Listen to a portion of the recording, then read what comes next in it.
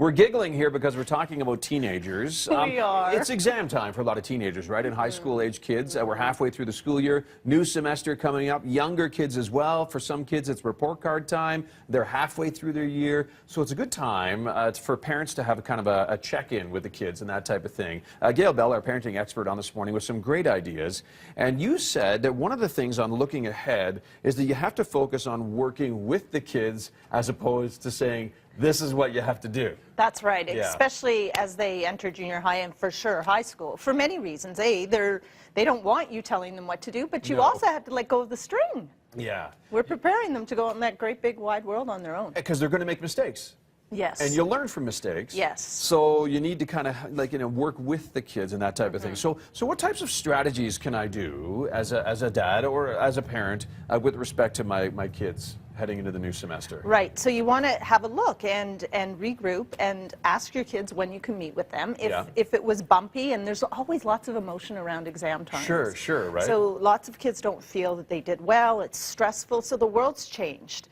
So what we need to do, most kids here, hurry up, hurry up, hurry up. We're busy, we're busy, we're busy. That's hard. Yeah. And there is a lot going on in the world. And so number one. Okay.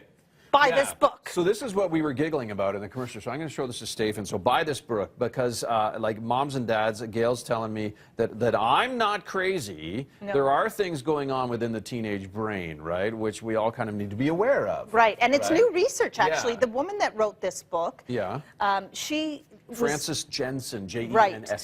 So she did all 0 to 8, and then her boys became teenagers. So and she focused. Right, Okay. and so actually there has not been a lot of research done on the teenage brain. It's always 0 to 8 and Alzheimer's. Now we know a lot about the teenage brain and actually how some of it develops later, i.e. the frontal lobe, which is our organizational and executive skills. Very good, okay. So we're scheduling our kids more and more and packing more into their schedule, and we're doing more, and part of their brain can't manage that. Okay. All right, so we need to work with them.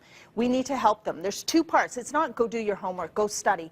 Before they do any of that, we have to help them be organized. Okay, so come up with like maybe a work plan. Exactly. Okay. Now, schools are going back to agendas. So this I love is it. Yes. So Yeah. this is my son's agenda. Very good. My daughter doesn't like how her school agenda looks, so we bought her You one. bought her a funky one. Yeah, and okay. you know, as a family, we use these. The family calendar. The family calendar. Yeah. So you have to, time is abstract for kids. We have to remember in our busy world, all the kids are hearing is hurry up, there's not enough time, and there is enough time. But time's abstract for kids.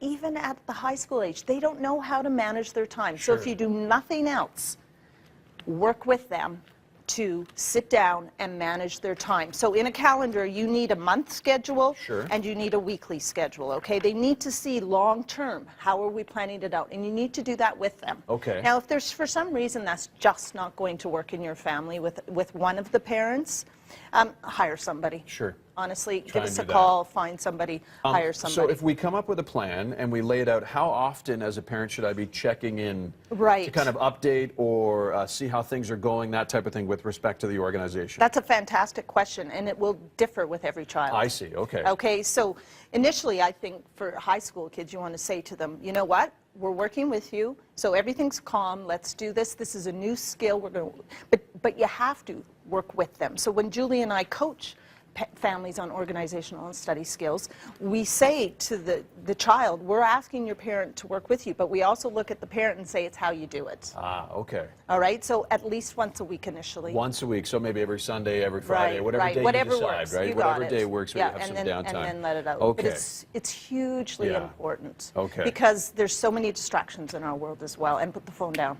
And put the phone down. That's tough, man. I know. I And gotta- don't study with the phone. So you're Yeah. not telling them they can't have the phone. Yeah. But it's, you know, there's so many things we can be doing can with our check- kids. you And can- the world's changed. We Sure, need right. to help them with some of these things and then show them how capable they are. We can't use it as an excuse. Of course.